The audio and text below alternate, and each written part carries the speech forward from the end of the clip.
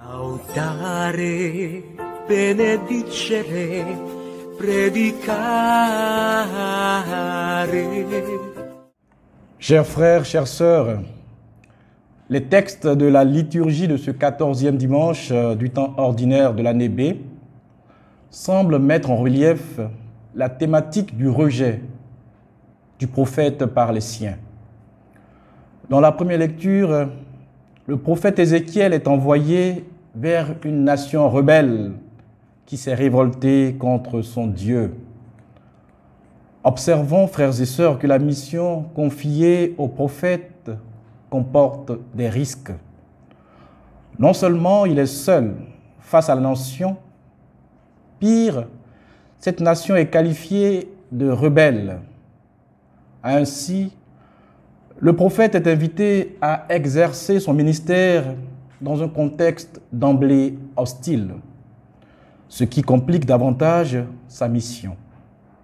Loin de se compromettre avec la nation et ses dirigeants, le prophète Ézéchiel est invité à s'en démarquer. Par ailleurs, l'exigence éthique radicale et son indépendance à l'égard du pouvoir doivent pouvoir le caractériser s'il veut mener à bien sa mission.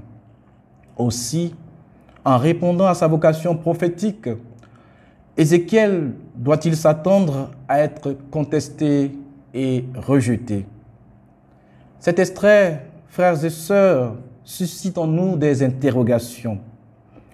Existe-t-il encore de nos jours des prophètes de la trempe d'Ézéchiel?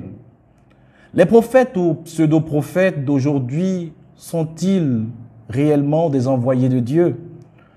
Ne sont-ils pas davantage guidés par le profit, mettant en avant leurs propres paroles?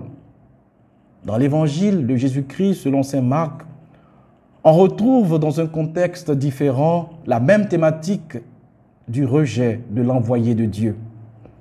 En effet, Jésus est de retour à Nazareth, son lieu d'origine.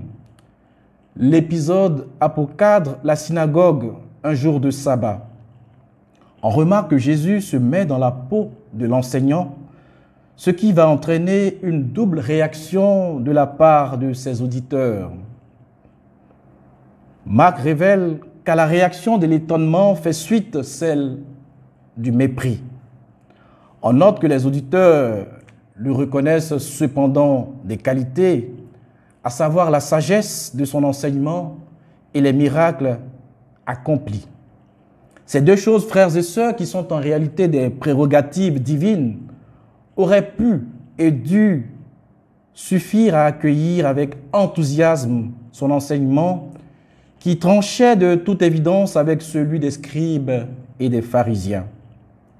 Malheureusement, ils vont quitter le registre de l'objectivité et basculer dans celui de la subjectivité en s'attachant et en s'attaquant à son origine.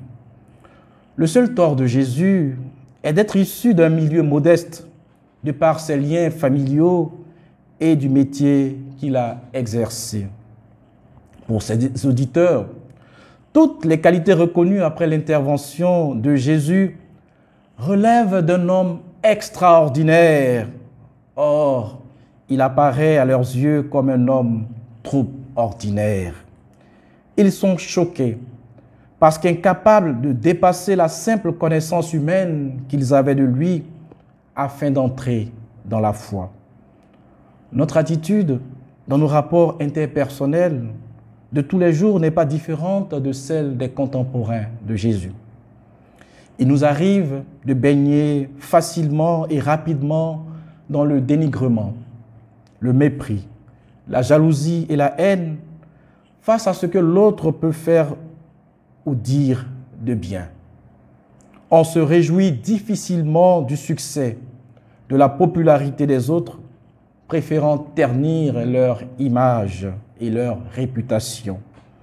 D'où l'exigence, frères et sœurs, de la conversion, du regard que nous portons les uns sur les autres. De l'autre, on ne peut tout savoir, car il y a en lui une part de mystère. Accueillons l'autre comme un don, un cadeau, et nous découvrirons le trésor caché en lui, susceptible de nous surprendre.